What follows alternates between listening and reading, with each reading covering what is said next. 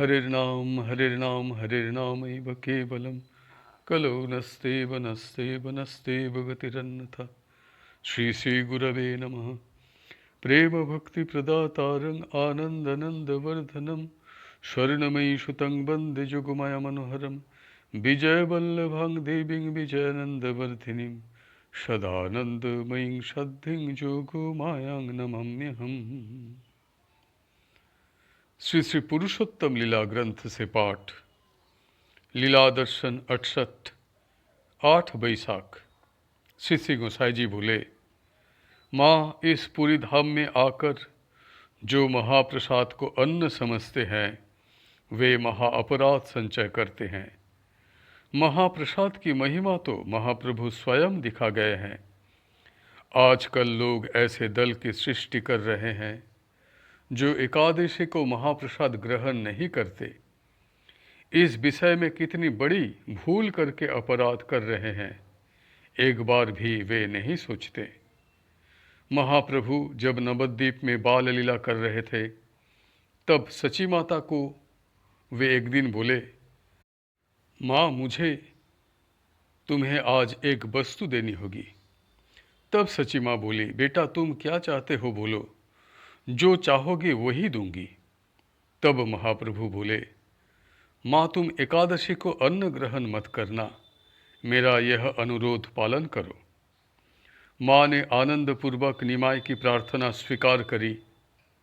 इस लीला का कारण यह है कि एकादशी के दिन कली अन्न का आश्रय करके रहता है, इसीलिए एकादशी के दिन किसी का अन्न ग्रहण करना उचित नहीं है।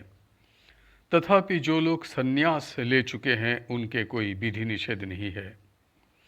जगन्नाथ देव का महाप्रसाद तो ब्रह्म है। बहुत से वैष्णव बाबा जी के दल इस महाप्रसाद का परित्याग करके एकादशी के दिन अपने घर में तैयार वस्तु खाते हैं। जहाँ पर महाप्रसाद उपलब्ध नहीं है वहाँ यह चल सकता है, परंतु श्री क्षेत्र में नहीं। महाप्रसाद के स्थान पर राजभोग भी मुझे प्रिय नहीं है। महाप्रसाद के साथ जिसे जो इच्छा हो दे सकता है। भोग वासना की दिन दिन वृद्धि हो रही है। लोग नए नए मत भी हर दिन प्रकट कर रहे हैं। इन सब जगहों पर मौन रहने के अलावा और कोई उपाय नहीं है। सबसे दुख की बात यह है, जो लोग अपना परिचय महाप्रभु के भक्त होने का देते हैं, वो उनके आदर्श अनुसार चल रहे हैं ऐसा दिखाते हैं, वे ही ये सारे अनर्थ की सृष्टि कर रहे हैं। जो महाप्रभु के सच्चे भक्त हैं उनके पास काल्पनिक भाव नहीं दिखते।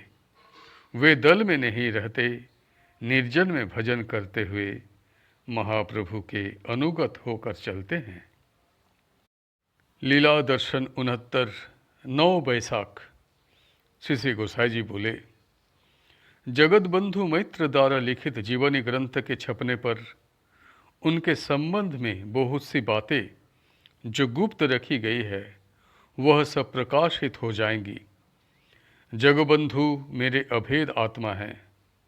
जब भी लीला करने को मैं जन्म ग्रहण करता हूँ वे भिन्न स्वरूप से प्रकट होते हैं। सत्ययुग में नरनारायण, त्रेता युग में श्री राम व भरत, द्वापर में कुरुक्षेत्र लीला में श्री कृष्ण व अर्जुन, श्री वृंदावन लीला में श्री कृष्ण व सुबल, कलियुग में महाप्रभु और राय रामानंद और सदगुरु लीला में जगत बंधु मेरे प्रधान सहायक है। हरिहर भिन्न स्वरूप होते हुए भी जैसे एक ही है वैसे ही मेरे साथ जगत बंधु का संबंध है। आजकल स्थान स्थान पर जो लोग मठ व आश्रम बनाकर स्वयं गुरु बन के बैठे हैं वे सब स्थान सत्य वर्जित है।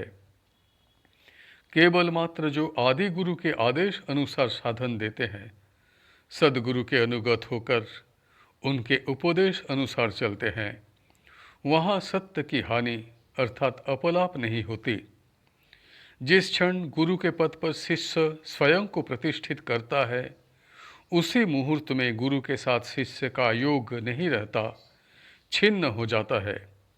सदगुरु उसकी शक्ति खींच लेते हैं। शिष्य प्रशिष्य के बीच जो गुरु बनकर दीक्षा देते हैं, वह शक्ति ब्रह्म शक्ति नहीं होती। कली के प्रभाव के कारण मनुष्य प्रतिष्ठा के वशीभूत होकर सत्य का हनन कर रहा है। महाप्रभु सत्य का प्रचार करके लोगों के मन से मिथ्या के उस आवरण को, जिसके द्वारा सत्य ढक गया है, अपसारण करने की व्यवस्था कर रहे हैं। सदगुरु दत्त साधन जिन्हें प्राप्त हुआ है, उनमें अनेक लोग नियम मानकर नहीं चलते। इसी कारण वे कुछ जान न सके, उसी तमो अंधकार में ही पड़े हैं। उनके ऊपर लोभ, मोह, काम, क्रोध प्रभृति रिपु अपना आधिपत्य जमाए बैठे हैं। उनके साथ स्वार्थपरता, हिंसा, सठता ने भी योग देकर जहाँ भगवान का आसन था, उन्हें वहाँ से हटाकर उस आसन पर वे स्वयं दखल करके बैठ गए हैं। समस्त सत्य प्रवृत्ति सद्गुण चले जाने के कारण अब वे अधर्म द्वारा संचालित हो रहे हैं। सत्य धर्म, गुरु उपदेश सब ही विस्मरण हो गया है। ऐसी दुर्लभ वस्तु पाकर भी धारण न कर सके। यह सब उपदेश पढ़कर बहुत से लोगों की चेतना लौट आएगी और उनके अंतर में पुनः सारी सद्वृत्ति जाग उठेगी। वे अपनी अपनी भूल समझकर अनुताप करते हुए सदगुरु के शरणापन्न होंगे। शनै शनै नाम ब्रह्म का प्रचार हो रहा है। महाप्रभु की कृपा से फिर से नर नारियों के प्राणों में सत्य को पाने की आकांक्षा जागृत होगी। लीला दर्शन 70 10 बैसाख। श्री श्री गोसाई जी बोले, माँ कली चारों तरफ अपना प्रभाव विस्तार करके मनुष्य को उसके अधपतन की ओर जा रहे हैं। बहुत से लोगों में देखा जाता है कि वे अच्छे से धर्मपथ पर चल रहे हैं, वह उन्नति भी हो रही है जिसे वे समझ भी पा रहे हैं, परंतु धीरे धीरे थोड़ी थोड़ी भोग वासना के वश होकर उनकी भोग लालसा दिन दिन वृद्धि हो जाती है। तब आहार दोष के कारण सत्व गुण नष्ट हो जाता है और उनमें तमोगुण की वृद्धि होकर पतन हो जाता है। पुनः पूर्व अवस्था वापस प्राप्त करने को बहुत समय लगता है और उसके लिए कठोर तपस्या करनी पड़ती है। जीवन दान करके जो अवस्था प्राप्त की जाती है, एक मुहूर्त में ही वह दुर्लभ अवस्था समाप्त हो जाती है। इसीलिए बार बार बोला जा रहा है, सदगुरु के आदेश अनुसार चलो और उनका दिया हुआ नाम साधन करो। धर्म लाभ के लिए यदि प्राणों में व्याकुलता ना हो तो सच्चा धर्म लाभ नहीं होता। भगवत उपासना का मूल उद्देश्य है भगवान को पाकर उन्हें अपने प्राणों में बैठाकर उनका सर्वदा संग करना। केवल मुँह की बातों से कुछ नहीं होता। उन्हें सब कुछ अर्पण करके वे कैसे आनंद पाएंगे, वे मुझे ग्रहण करेंगे कि नहीं, केवल तब ही मेरे मनुष्य जीवन की सफलता होगी, ऐसा भाव होना जरूरी है। इसका प्रत्यक्ष उदाहरण श्री वृंदावन में ब्रज गोपिकागण का मनोभाव था। सेवा, भोग, पूजा यह सब तो बाह्य अनुष्ठान है और वाच्य अनुष्ठानों से उन्हें नहीं पाया जा सकता। अपने प्राणों के अंदर उस निराले निविड़ कुंज में प्रेम और अपनेपन की सरसता से उनकी पूजा करनी पड़ती है। वहाँ बाहर का कोई कोलाहल नहीं रहता। शरीर के नवद्वार रुद्ध करके अपने प्राणों के प्राण उन प्रियतम की युग युग तक धैर्यपूर्वक प्रतीक्षा करनी पड़ती है।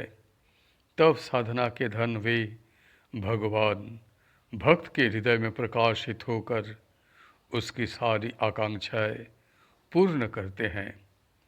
भक्त उनके दिव्य प्रेम रस में डूबकर लीला रस आस्वादन करता है। तब भक्त हृदय में प्रकाशित होकर भगवान उसे पूर्णानंद में डुबा देते हैं। तुम इस सब का प्रत्यक्ष प्रमाण तो देख ही रही हो।